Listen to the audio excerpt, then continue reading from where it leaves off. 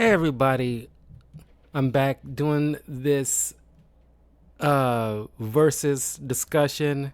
Something I've been thinking about doing. Probably should have done this around October, but I wanted to wait until I got through reviewing season 2 of My Hero Academia, which is up on my YouTube channel if you want to check out my quick thoughts on that season. Before I continue, please do me a huge favor, leave a like, comment below, and follow me in the links in the description below. If you want to further support the channel, please check out my Patreon. And I want to talk about two of the most zealots with a thing with a unique twist of they got a thing with blood. And I wanted to see, or at least have the discussion, who will win between a fight between Stain from My Hero Academia and Hidan from Naruto. Two particular characters with power sets that has something to do with blood. And the fact that they're both zealots in a way, but in their own specific ways. But I wanted to talk about that. So I want to go through each of their little backgrounds and power sets, and then by the end of it, I can come to, from what I can gather, come to some level of conclusion who I might think would beat the other. So put thing here and increase that a bit. So we're gonna go down. Start with Stain. Chizume Akaguro, known as Hero Killer Stain. There might be a bit of spoilers here, so just bear that in mind.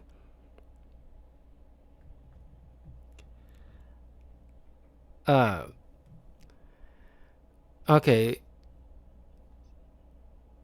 Chizume was an intimidating muscular man who walked with a distinct hunch and had a flat, somewhat triangular face without a nose, which he removed himself, and extraordinarily long tongue tainted with numerous small papillae.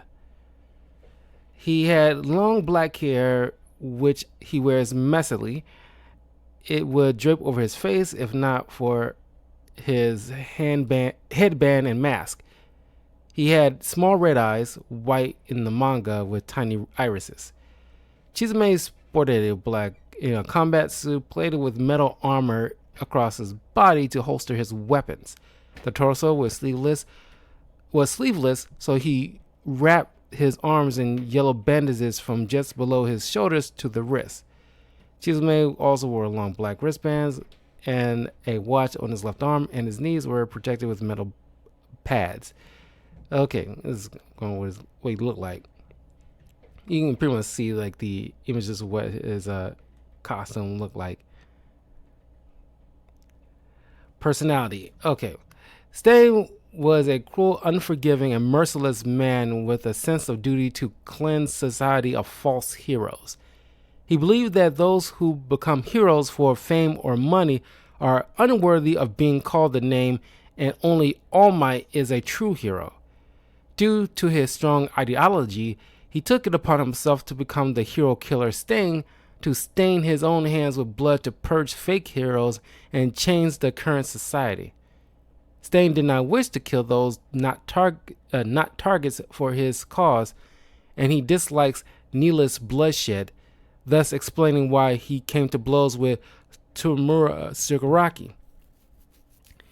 He was reluctant to attack Tenya Ida before the hero in training provoked him. Stain even told Tenya the essential traits of a hero, in contrast to those who desire to use their quirks in selfish ways, such as Tenya seeking him out to avenge his brother. Stain spared Izuku Midoriya because he shows the characteristics of a true hero, strength and capability, as well as an innate sense of doing what's right. Stain believed heavily in creeds and convictions, stating that they are needed to accomplish anything that people are weak and will eventually die without them. The hero killer even spared Tamura upon noting the seed of a rapt conviction within him and their similar goals of destroying the status quo despite the radical difference in their final goals. Despite his extremist views and beliefs, Stain did have a genuine ideals about heroism, which he stood by firmly. He did not hesitate to save people he deemed worthy of being called heroes, did not like killing without reason, and would even give advice to his enemies. Stain acknowledged that what he did was morally wrong, but believed that for society to be put on the right path, someone must be what he was, suggesting that he saw himself as a martyr. This self-righteousness is further supported when he tells the now retired All Might to come and end his life while saying beforehand that he would only allow All Might to kill him, indicating that he wanted to die at the hands of a true hero. Stain's conviction gave him an incredibly murderous aura and bloodlust that paralyzed several heroes in fear. It gave him enough confidence to challenge several pro-heroes simultaneously, even after sustaining significant injuries. Despite being a villain and a serial murderer, Stain was willing to aid the heroes in combating more significant threats. This collaborative aspect is shown during the Tartarus prison break, where he didn't join All for One's forces and instead collected information on the escapees while vowing to a dying guard that the data he took would end up in the hands of the right people.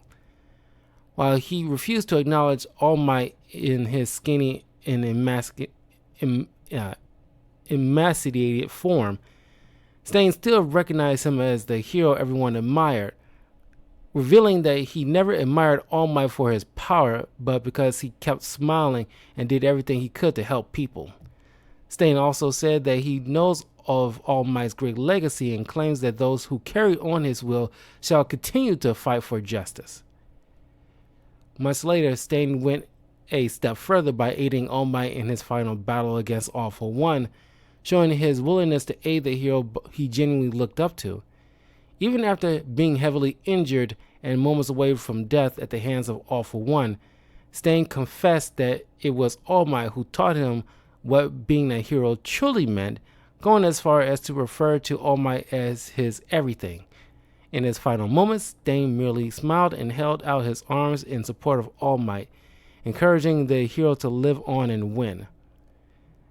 As Stenhal, Tsume believed that any who wielded power without conviction were automatically sinners deserving of death, and used this belief to justify his actions as heroic instead of hypocritical.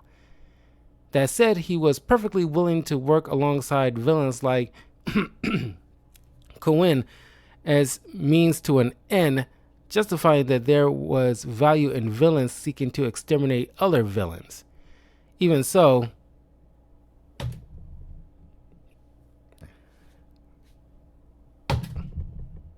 sorry, that's a bug.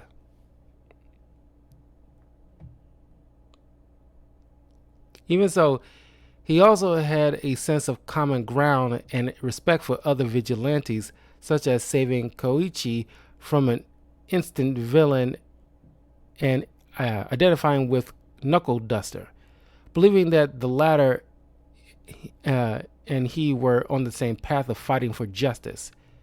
Despite this, however, he was willing to fight and kill them if they opposed him.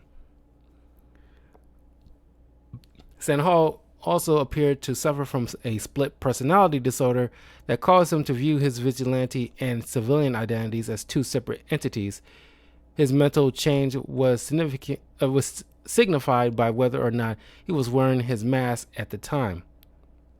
With him considering Stenhal as something more significant than him, however, his confrontation with Knuckle Duster caused him to change his beliefs and start thinking that those who are not true heroes are the reason for society's problems. So yeah, he's like a kind of like a zealot when it comes to what true heroes should behave like, and those that don't live what the live out how the true name represents are unworthy and deserving of his blade. So, but he acknowledges what he's doing is wrong. So you gotta get, he's not crazy. He just like, taking it like, he just doesn't like these quote unquote fake heroes as he deems them. Uh, Overall abilities, Stain was an extremely dangerous villain who had claimed more lives than any other since All Might's debut. Stain's aptitude allowed him to murder 17 known pro heroes and cripple 24 others to the point of being unable to fully recover. Stain displayed creativity and mastery over his fighting style. He was able to deal with both close and long range opponents through misdirection, aggression, prediction, and use of the environment. His battle prowess allowed him to overwhelm his targets in armed combat and compensate for his quirk's restrictive activation costs.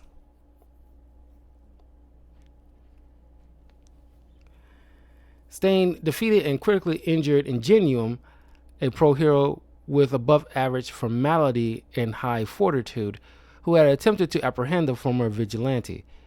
This spectacle left Tensei as a paraplegic, Stain's 24th disabled victim, and the last pro hero that the hero killer had defeated. Stain's reputation and abilities garnered the attention of Shigaraki, who attempted to recruit the hero killer in the League of Villains. After Stain refused to join the villain alliance, Tomura and Kurogiri engaged him, but the swordsman quickly overpowered the formidable pair. While in Haozu, Stain attempted to kill the pro hero native, but was faced with Tenya and was able to incapacitate the new Ingenium, primarily due to Yui's student being vengeance driven over the hero killer, crippling Tensei, Tenya's older brother. Stain almost killed Tenya had it not been for the timely arrival of Midoriya, who was searching for Tenya. Even though Izuku's new abilities took Stain by surprise, the ex-vigilante could still blindside him with his quirk, Blood Curdle. But seeing Izuku as a true hero, he decided not to kill the latter. After Stain paralyzed Izuku, he attempted to kill Tenya and Native again, but his crusade was interrupted due to the additional appearance of Shoto. Stain found it more challenging to handle Shoto than Izuku, Tenya, and Native, primarily due to the heterochromatic using his fire and ice interchangeability. This drawn-out confrontation caused the effects of Blood Curdle to wear off for Izuku, giving the All-for-One inheritor a chance to join the fight, resulting in Izuku and Shoto tag teaming to oppose the hero killer. Tenya also found himself free from the paralysis, and with him jumping into the fray as well, having purged himself of his desire for revenge, Stain found himself grossly outnumbered 3-1 and nearly overpowered. According to Izuku, Stain's tenacity completely changed his movements after getting desperate to kill Tenya before reinforcements arrived.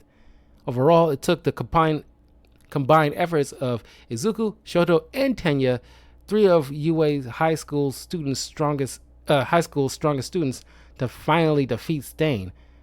After the battle, Shoto commented on Stain being a strong combatant who likely allowed him and Izuku to live. When the winged Nomu arrived on the scene and captured Izuku, Stain broke free of his restraints and displayed that even after being beaten and incapacitated, he was still more than capable of immobilizing and killing artificial human, saving Izuku as a result.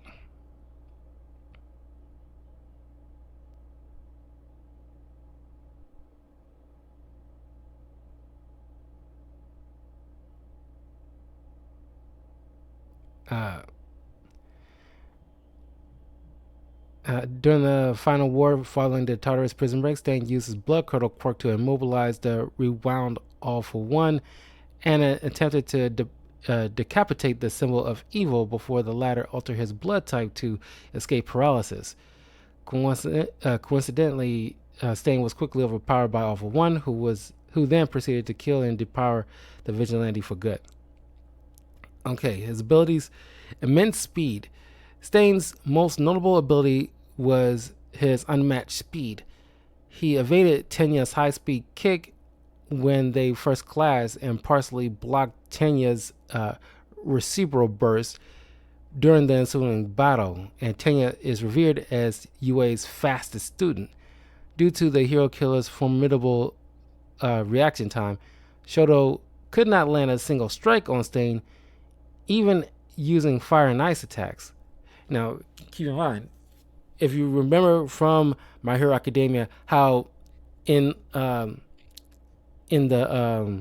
what do you call that? In the early in season 2, when Shoto did that giant ice wall in seconds, that's incredible. That's incredibly fast to get that giant ice wall up in that stadium. It was like, almost in like a darn near a blink of an eye. And then in Genium, given the fact that Tenya's speed, he got like pretty much, thrusters on his legs. His speed is, already incredible as it is. But this guy is faster than that, or at least can dodge it, or definitely outmatch his speed. So, it's pretty quick. Shoto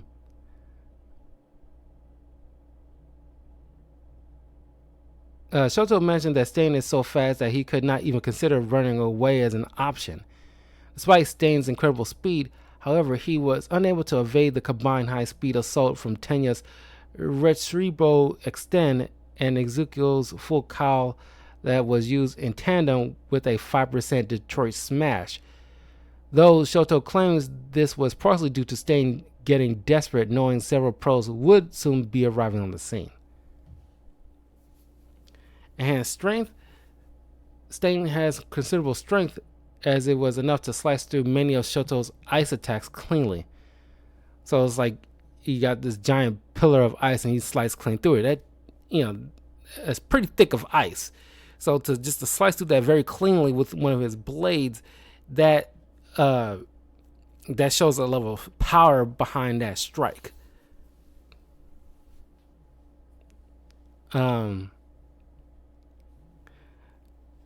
Stamina. Stain had high pain threshold, as shown when he takes a direct blow from Ezekiel's 5% Detroit Smash to the head and remained primarily unfazed. After battling against the trio of UA students and killing the Wing Nomu, he was revealed that Stain's lungs were perforated by his broken ribs, but he could remain standing even after falling unconscious. Stain was also capable of swimming from Tartarus back to the mainland after being thrown through several city blocks by All for One's additional appendage. Stain remained conscious long enough to give his final encouragement to All Might before meeting his end and losing his quirk. So yeah, that is like insane. Just that goes beyond just adrenaline, giving you the extra boost to power through the pain. This is a whole nother level. And you get like punctured lungs because of your broken ribs, but you still manage to take down a flying creature despite all that. It's insane. And that 5% Detroit Smash, you see how it just, can plow through brick walls. He took that like a champ. Ugh. Enhanced smell. Despite his mutilated nose, Stain has an extremely keen sense of smell. While confronting All Might in Kamino, he was able to memorize the retired hero's scent while in close proximity with him. Later on, during All Might's final battle against All For One, after smelling some stray blood from the fight, he was able to tell through his nose that the blood was All For One's and not All Might's.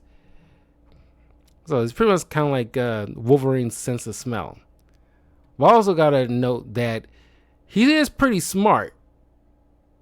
He's able to do some serious detective work, even to the point where he knows that despite All Might in his skinny form knows it's him, and figure out at least somewhat about the legacy of All For One. One for All. And be able to read Tenya quickly that you're not a true hero because you failed to recognize I got this other pro hero at my whim, and you're completely ignoring all that fact because you're so blinded by vengeance. It's just like he's able to read people so easily, and he is obviously good with a bit of strategy, knowing to go out attack pro heroes one at a time in secluded areas, tight spaces, so he can be at his most effective, so he can maneuver around very fast. Tactical intellect. Stain is shown to possess some analytical skills. Stain knows all the chaos caused in Hozu City and correctly deduced that Tomura Shigaraki and the League of Villains were behind the attack. While engaged in a battle against Shoto, Stain pointed out that the hero relied too much on destructive power of half cold, half hot quirk, making him predictable and easy to exploit in battle. Stain also carried a spare hidden knife to surprise his opponents should the hero killer have been deprived of his weapons. Indomitable will. Stain's ridiculous force of will seems to impact the psyches of others during combat substantially. He was able to paralyze several top heroes, including a seasoned veteran like Gran Torino and the number 2, now number 1 hero Endeavor, with fear, despite having suffered several injuries. He also forced many heroes to reconsider their actions and beliefs even during combat. Even after his capture, footage of his speech to the heroes inspired many criminals and vigilantes into action, bolstering the ranks of the League of Villains considerably. Blood Curdle, his special quirk. The quirk allows him to paralyze his target upon tasting a sample of their blood. The amount of time a victim remains paralyzed depends on their blood type, in an ascending order from shortest to longest duration. They are O, A, AB, and B. The maximum amount of time that anyone can be paralyzed is 8 minutes. So, B types are paralyzed a lot longer. Weapon arsenal. Before being arrested, Stain carried various weapons with him: a worn and partially damaged katana, 5 daggers, throwing knives, toe-spiked boots, folding knives. After escaping Tartarus, he had fewer weapons, but he also wielded, a worn katana, a small machete, and throwing knives again. He has a glider, a transportation device that allows him to fly through the air. He used it to fly above the battlefields during the final war and to reach All Might's location to aid him. And that's pretty much the hero killer. So here you go. So speed and technique is like off the freaking charts. And it's fairly even in terms of intelligence and power. So now let's work on Hidan. There's a S-rank missing nin who defected from Yuga Kure and joined the Akatsuki. devout worshiper of Jashin. Uh, okay, and luckily we get a little bit of information here. He's a Taurus, born April 2nd, male. Uh, but note this: blood type B. This dude, that matters in this fight, because if Stain gets a bit of Hidan's blood, which, given all the blades he wields, can very easily can get one, and how fast he is not too crazy to believe he can at least get a nick off of Hidan. But is Hidan fast enough to dodge him and avoid his blades? Because these two won't know anything about each other. And if you manage to just get a nick and get a lick of the blood, Hidan's going to be paralyzed for a good 8 minutes.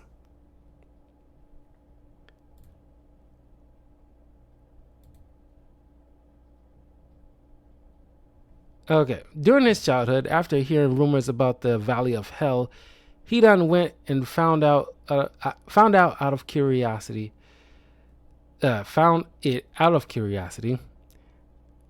There, he was disgusted by the smell of sulfur and discovered corpses all over the area. After returning and telling others of the corpses, they weren't surprised that the Chinoke clan couldn't survive living in the valley, prompting Hidan to correct their assumptions and informing them that the bodies weren't skeletons but actual bodies, with their blood not dry. His story led to people suspecting Hidan of murdering them, as well as a Yukakure ninja being dispatched to the area to investigate, during which they determined the slaughter to be a clan act. After Yukakure deteriorated from a shinobi village to a tourist site, Hidan became infuriated with how things were turning out. He believed that the shinobi that resided there were meant to kill and thus slaughter his neighbors before leaving Yukakure and joining the cult-like faith known as Jashin, a religion that worshiped a deity of the same name. The primary teaching of this faith appears to be outright slaughter of those one considers their neighbors, where anything less than utter destruction is considered a sin. Through experiments with Jashin's secret technique, Hidan was granted immortality. We'll look this up a little bit about the whole Jashin thing. It's a symbol. The name really, literally meaning wicked heart, evil god, evil design. And Hidan wears a necklace of the symbol. Little of Jashin and his ways is known to those who aren't his followers, so named Jashinist. According to Hidan, Jashin demands nothing less than utter death and destruction, intended to teach understanding for the pain of others. In Akatsuki Hidan frames this as a public service, saving people from the fear of death by killing them. Hidan always prays to Jashin before a fight, asking for a good kill.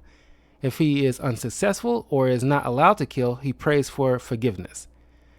Hidan is particularly drawn to the doctrine of thou shall kill thy neighbor, and it is suggested that under Jashinism, everyone is viewed as on an equal level, and thus anyone can be a target. Hidan explains to Imeyuki that a neighbor requires more than physical proximity. Hidan spends most of his time with Kakuzu, but he will never consider Kakuzu to be his neighbor because he hates Kakuzu. When Imeyuki later destroys Shangri-La, in the process killing everyone he's lived among for the last few years, Hidan declares him a martyr. In Konoha Shiden, Konoha investigated Jashinism Following their encounter with Hidan, they were unable to turn up much conclusive information about the religion and, in fact, could not locate a single worshiper. With so little information to go on, Konoha's official report offered the possibility that Jashin was, in fact, an invention of Hidan. Several years after the Fourth Shinobi World War, Konoha joins forces with Yugakure to investigate Jashinism again. In doing so, they uncovered a sect of Jashinists led by Ryuki, who have been kidnapping travelers to sacrifice to Jashin. Marie Sharatobi, with help from Kakashi Hakate and Mike Guy, is able to stop the Jashinists and save the sacrifices. Hidan is the successful experiment of the Jashin religion's secret techniques, which makes him immortal. Malnutrition is the only known way he can die. In Akatsuki Hidan, Hidan says he was granted this immortality in exchange for the many sacrifices he and his fellow worshippers made. In Konoha Shiden, Ryuki indicates this immortality is granted by Jashin in exchange for the ritualistic sacrifice of several people at once. Ryuki exclusively gathers young girls for this purpose, but it's unclear if this is necessary for the ritual. In addition to immortality, Jashin's followers can use certain jutsu, creating voodoo-like links with targets whose blood they've ingested for as long as they remain within the perimeter of Jashin's symbol. With Hidan's death-controlling possessed blood, he links himself to his targets, causing them to experience any injuries that he does. Because he's immortal, he can kill targets by giving himself fatal wounds. With Ryuki's body-controlling manipulated blood, he links targets to a puppet, causing anything that happens to the puppet to happen to them and forcing them to mimic any movement the puppet makes, regardless of whether they are alive. So far as only 3 Jashinists: Hidan, Imoyuki, and Ryuki. As a matter of fact, it looks like fun trivia. The practice of Jashinism bears resemblance to beliefs of Thugi, a secret society in India known for their ritualistic practices of murder to their victims. The Thugi worship the goddess of destruction and death, Kali. Jashin's symbols resembles the Kali yantra. Nice little fun fact.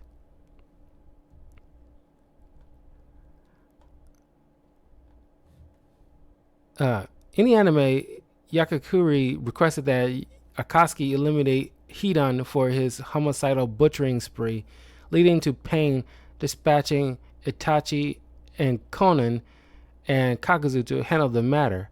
Upon Hidan encountering the organization, he attempted to kill Kakuzu and managed to destroy one of his hearts. The confrontation led to Konan offering Hidan the chance to join their organization, which he accepted, mainly because he took an interest in Kakuzu, since he was a pioneer in immortality as well. After joining, he declared that he was still going to continue with his personal mission of preaching Jashinism, which Akatsuki had no qualms with. He was given a ring with the character for 3 on it, and partnered with Kakuzu and tasked with capturing the Two-Tails Jinchuriki. Sometime later, Hidan and Kakuzu met with Sasori and Deidara to discuss their new missions assigned by Akatsuki. After Kakuzu said they had a choice between a money-making mission or a war mission, he chose the money mission after Sasori and Deidara showed no interest in it, much to Hidan's annoyance. Having been tasked with capturing the Seven-Tails Jinchuriki, Hidan accompanied Kakuzu with tracking his target down.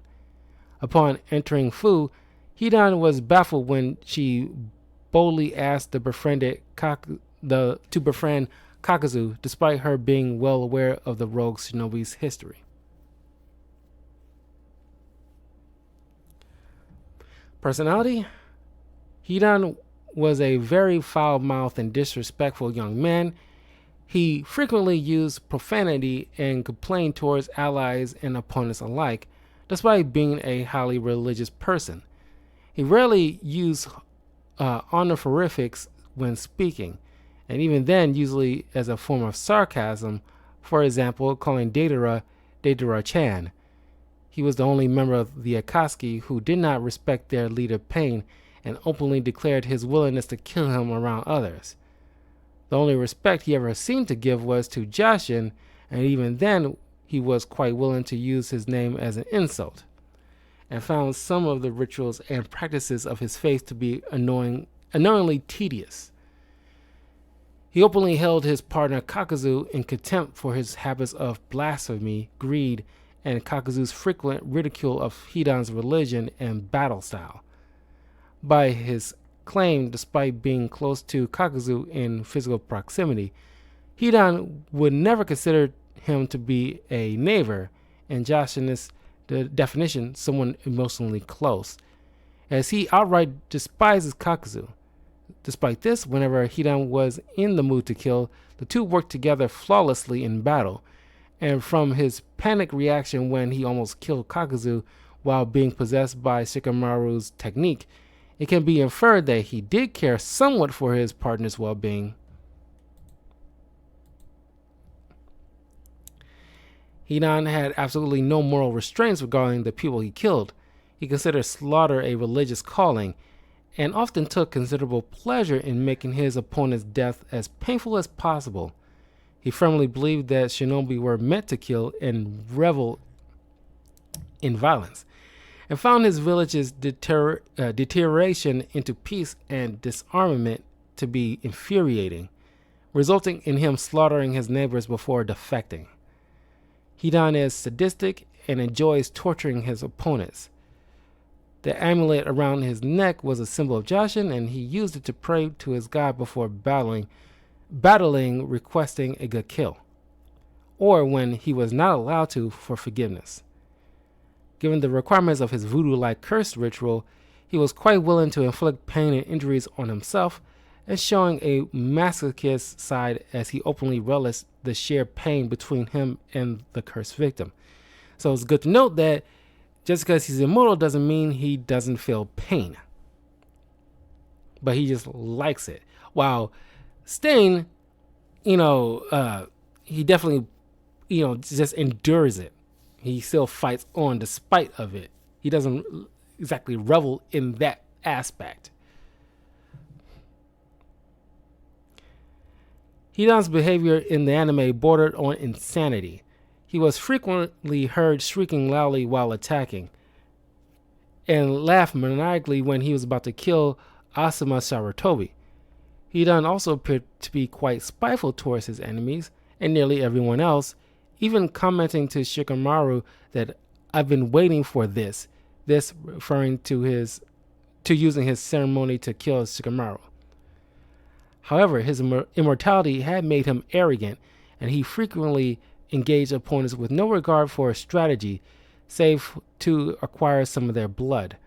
Although ridiculed for his foolishness by Kakuzu and Shikamaru alike, being obviously inferior in tactical genius to either of them, and even admitting that he was not very intelligent himself, he was able to analyze the nature and limits of Shikamaru's shadow and imitation technique, and conducted battle accordingly, though he retained his arrogant attitude even under these circumstances. So it's good to note that Hidan isn't much of a tactical genius, but we also need to note that these two, in order to pull off their power, they need to get an opponent's blood. So who will get at each other's blood first? My only personal qualms is that, unlike Stain, when he gathers somebody's blood, there's no time limit. He has to be somehow either you gotta knock him unconscious, or he purposely have to break the curse himself. Otherwise, it's stuck there. But I imagine that depending how, because it's tough. Because even if Stain gets a bit of Hidan's blood, uh, Stain will have a tough time actually delivering a death blow. But also the whole time limit situation. But since it's just a 1v1, there's nobody to interfere with the fight in order to, to have the time run out. That's the thing. It's all about who gets to each other's blood first. Because if Hidan does it, that's a problem.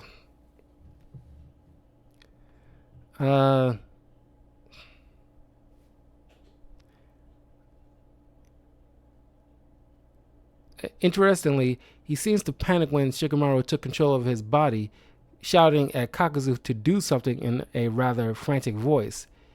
He didn't particularly like it when Kakuzu assisted in his battles and only called for his help when he decided he needed it.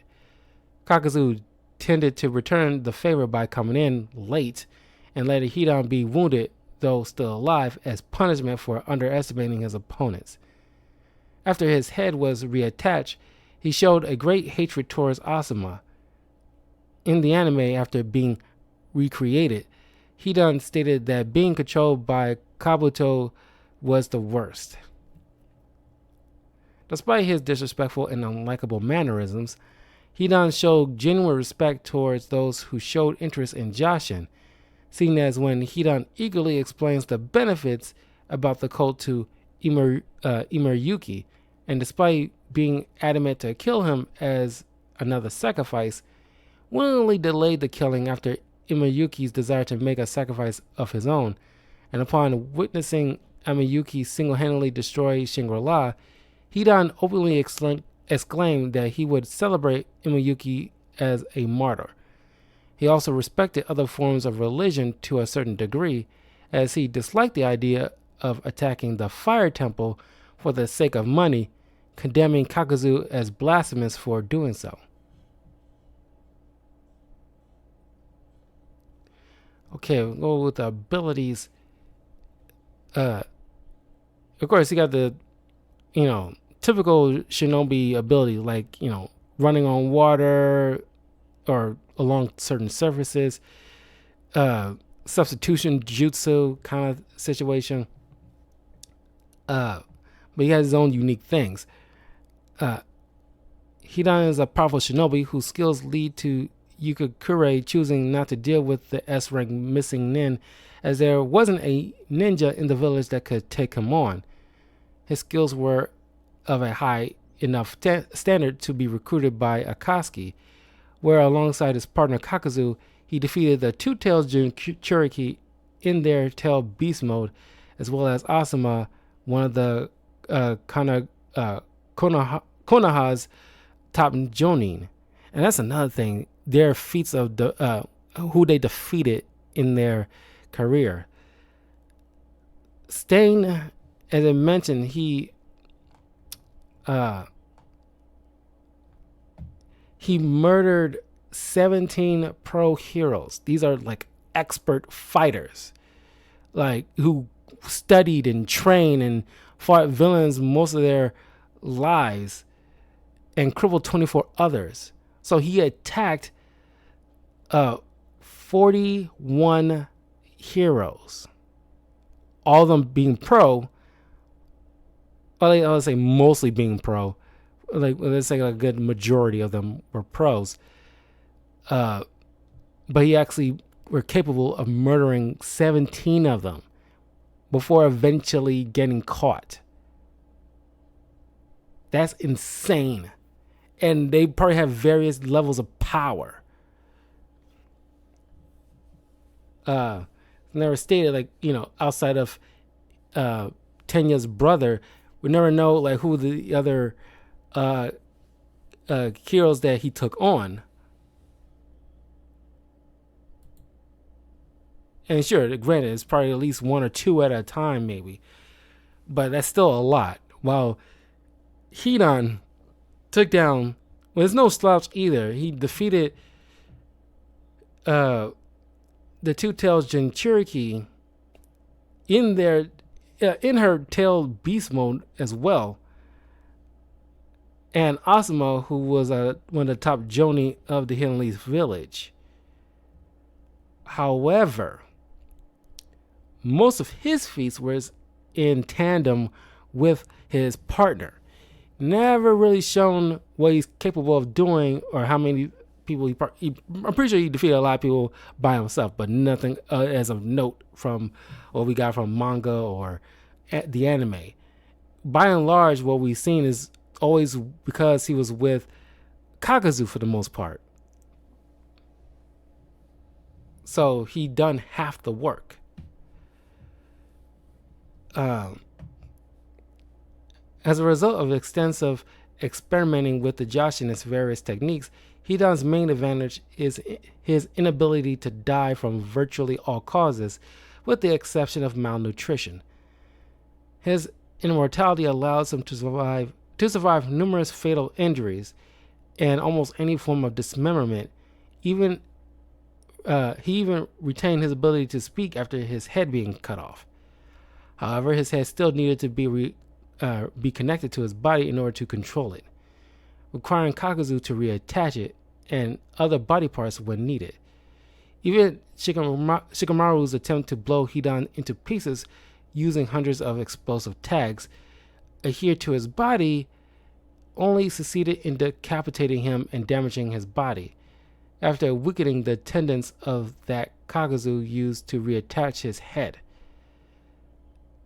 Even though he could survive most physical attacks, even ones that actually impaled him, he was still susceptible to pain, which he came to find pleasure in at the expense of his opponents. This inability to die was the primary reason for Hidan's partnership with Kakazu. Since Kakazu couldn't kill him, Kakazu didn't need to find new partners after his fits of rage. Although the two disliked working together, this advantage made them the ideal team. His immortality was exploited by Kakazu, whose destructive techniques could be utilized to their full extent without fear of harming Hidan, as demonstrated in their combo involving Hidan distracting an opponent with various techniques while one of Kakazu's hearts used wind release pressure damage on both targets. Furthermore, Hidan also has impressive healing abilities, with the greatest example of this being how rapidly he healed from numerous physical injuries he underwent during his battle against Asuma and Shikamaru.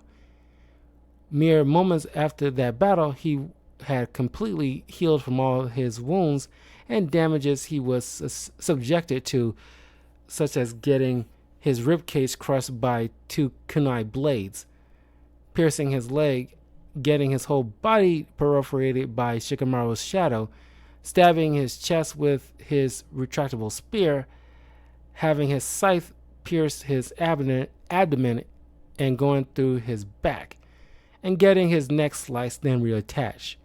Even his burn scars inflicted by Asuma's fire release ash pile burning completely fire release ash pile burning completely vanished a mere couple of days later. Yeah, and that's another thing. Hidan can actually heal, while Stain cannot. Matter of fact, I want to look up this. What kind of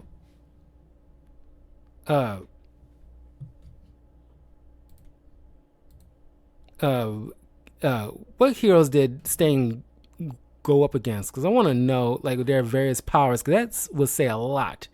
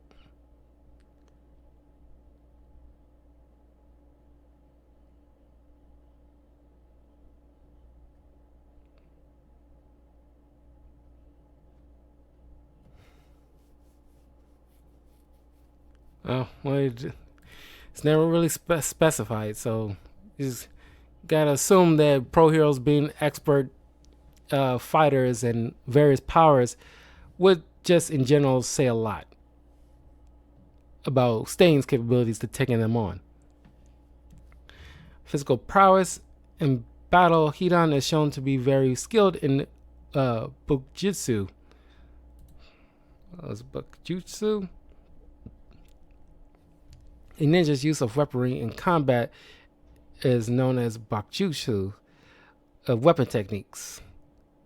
Weapons can be used as useful on the battlefield as any other jutsu in a ninja's arsenal, either due to the weapon's design, its special abilities, or the unique way in which a ninja combines it with his or her other skills. Ninja frequently coat their weapons with their chakra to alter the weapon's properties, a prowess called chakra flow. Over time, a particular weapon or a set of weapons may gain its own fame for one reason or another, as with the treasure tools of the six paths. Weapons of all types, whether common or rare, are frequently sealed within scrolls or some other flat surface for ease of transportation and accessibility in combat. Okay. He wielded a triple-bladed scythe that he used as a short and long-range weapon. Okay, let's go over the triple-bladed scythe really quick. Its main purpose is to aid him in collection of blood for his curse ritual. Because of this, it is designed not so much to kill the target, but to wound them, no matter how big or small the wound. The three blades get smaller from top to bottom, giving the scythe a larger range despite decreasing its lethality. The scythe is attached to a long metal cable wound around two spools on Hidan's left hip.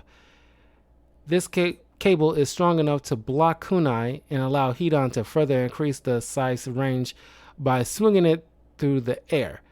The cable was later destroyed by an explosive tag.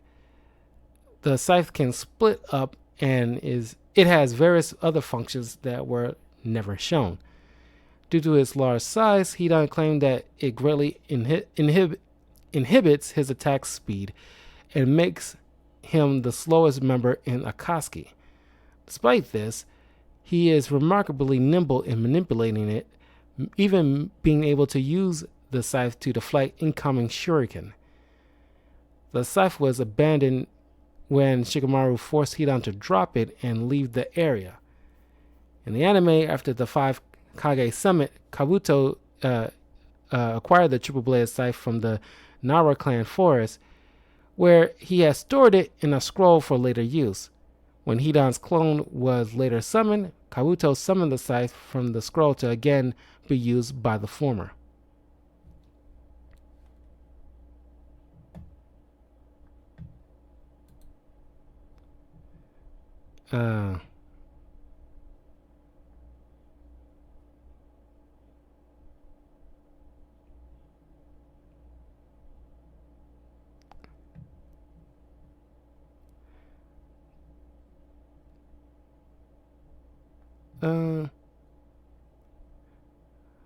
The unusual collinear trajectory that it took made it even more unpredictable, and Hidan was shown to be capable of causing the scythe to swerve perpendicularly and unexpectedly at a target, even though the scythe was quite far from him.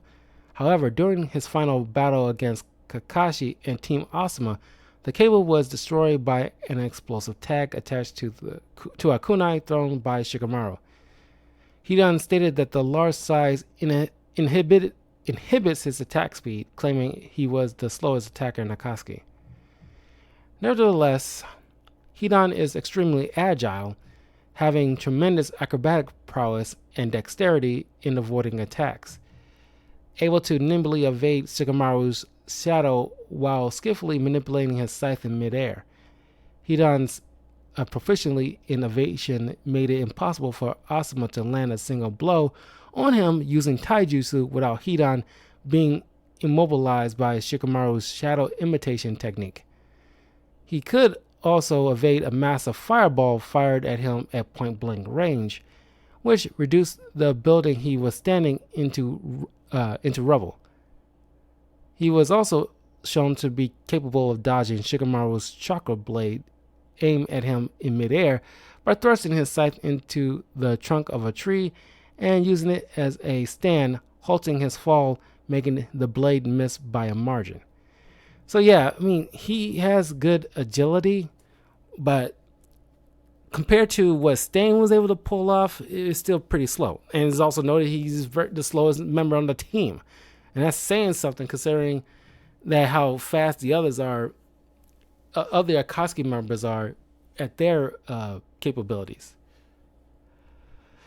Apart from his immortality, Hidan possessed a tremendous level of durability and stamina, enduring massive fatal injuries and battling for considerable periods of time with no signs of fatigue. Moreover, his immortal body's durability is so great that it could withstand virtually any form of damage and still function properly. Only dismemberment via cutting was seen to be able to incapacitate him. Hidan is also invulnerable to injuries that should normally maim him despite him being immortal, such as bone and muscle damages, as seen when he pierced his own femur during his fight against Asuma.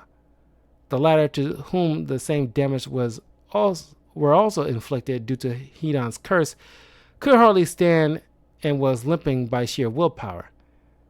Another testament to his great durability, similar to the latter, is the fact that Asuma's fire-release ash pile burning could maim his own arm, but not Hidan's. Despite his arms being severely damaged by Shikamaru's shadow sewing technique, Hidan was still steadily dual-wielding his weapons, even taking a direct hit from Kakuzu's wind-release pressure damage, which hollowed out an entire area, did not leave any visible damage on Hidan's body. Jutsu. Using his weapon, Hidan makes every attempt to acquire the opponent's blood, where upon consuming it, he draws the Jashin symbol on the ground. This process somehow links his body with his opponent's. Once the link is established, Hidan takes on a Grim Reaper-like appearance. In this state, he's essentially a living voodoo doll for his opponent. Any damage that is done to him is also inflicted on the opponent. Hidan referred to this as his curse, and he was found of toying with his victims by inflicting non-fatal injuries with the retractable spears, which taking various pleasures in their shared pain. And that is another huge difference here. Even though both need consumed blood in order to enact their power, Stain isn't bothered in reveling in the kill. He might preach a little bit, but he just gets the job done. While Hidan, usually likes to draw it out to just, especially when he does his ritual. He wants to see his victim in pain before he deals the blow. So that could be his undoing in of itself. Once he was done playing with his opponent, or if he wanted to kill them quickly, he impaled himself through the heart, killing his opponent in the process, and then relishing in its intense satisfaction. Despite its effectiveness, the curse has many requirements and can be a slow technique to employ. The curse can be avoided if the opponent happens to know what to look out for and knows of Hidan's inability to die. The link between Hidan's curse and his opponent could be broken prematurely if Hidan was removed from the symbol. However, Hidan would remain in his transformed state, allowing the curse to easily re-establish by him simply entering the symbol's borders once more.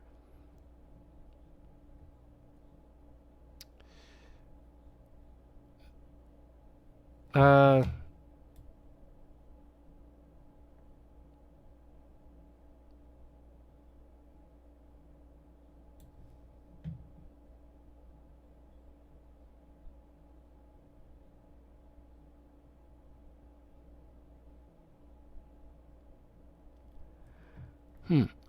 Okay, let's go up a bit. Learn more about his curse technique, death controlling possession blood. The technique requires two special conditions. One being that Hidan must have drawn an insignia of Jashin on the ground in his own blood, to which he must remain in the center for the technique to function properly. The other being him to acquire and ingest the blood of his intended victim. Once ingested, his skin then turns black with white markings, which make him look like a skeleton, a symbol of absolute death. This serves as a link. Once his sacrificial ritual takes place, the victim's body is linked with Hidan's curse until he either steps or is forced out of the circle. Any kind of injury that Hidan inflicts upon himself or the injury they inflicted on him is reciprocated on his target, be it a mere scratch to a pierce in the heart. If Hidan is forced to step out of the circle, the link is temporarily broken and the victim is set free, but only as long as Hidan has stepped outside of the circle's reach. Basically, his technique makes Hidan a living voodoo doll. So,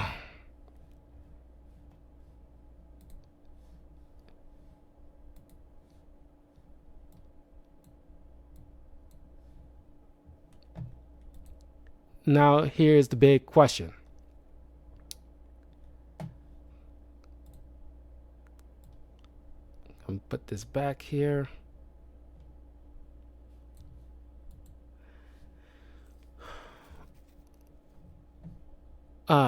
Who will win between these two? Man, that is okay. The key factor here that I'm thinking of, okay, who can get at, because both require to get their opponent's blood. Stain is obviously faster.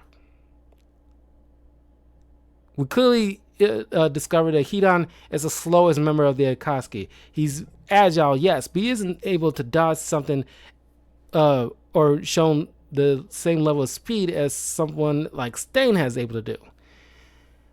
But even if Stain able to get Hidan's blood, or I should say, if Hidan able to get Stain's blood,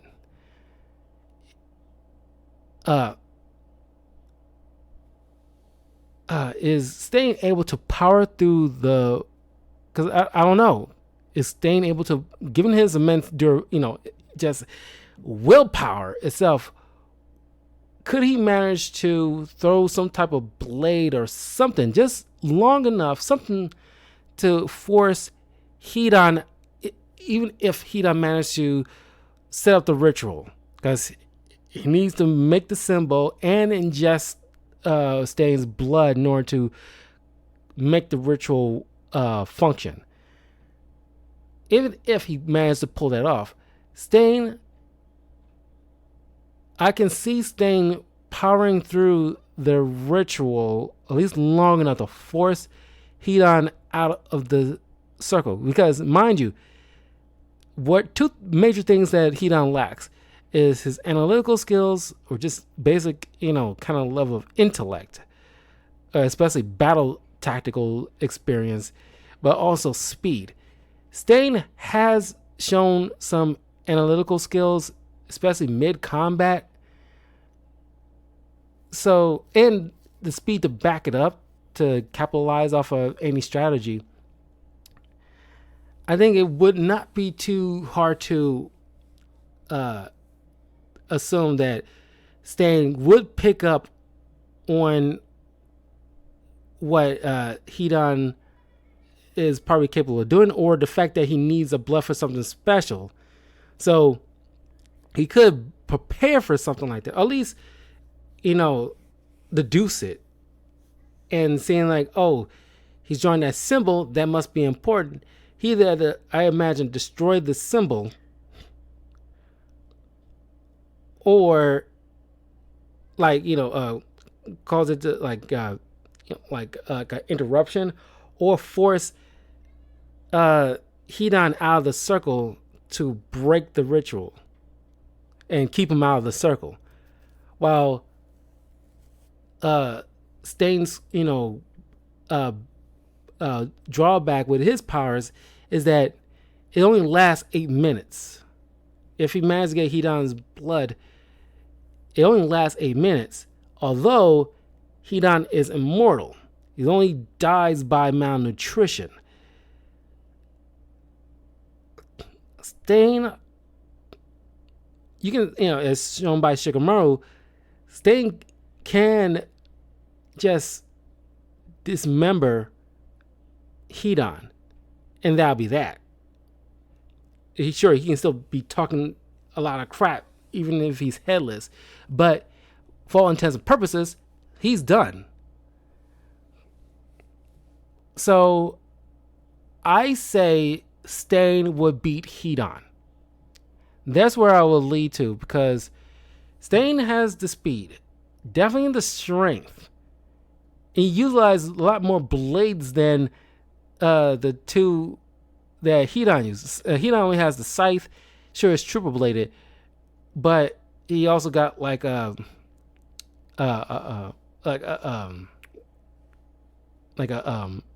what we call the impaling stick,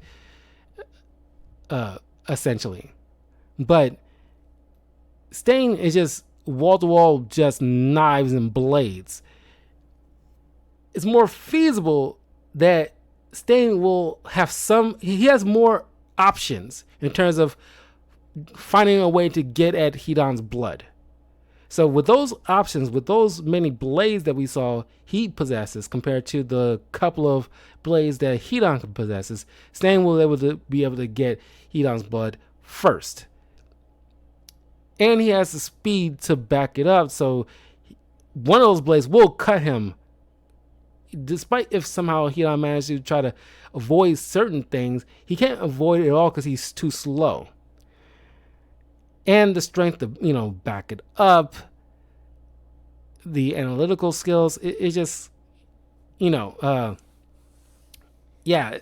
so much going for Stain than it is Hidan. Sure, Hidan can possess him if given a chance, but given the fact that he's very arrogant and it would just take at least too much time, because if you know Naruto, Hidan is just gonna revel in the fact that he want to torture Stain before he actually do the deed, and that will be his Achilles heel in of itself. So giving Stain enough time to figure out a way to power through the possession, given the fact that we saw how he was literally got punctured lungs and still managed to take down a death bird, and while completely terrifying a group of heroes, half of which are pro heroes, says a lot. And Stain had taken down more foes than Hidan than Hidan. Sure, those pro heroes probably have different various levels of powers.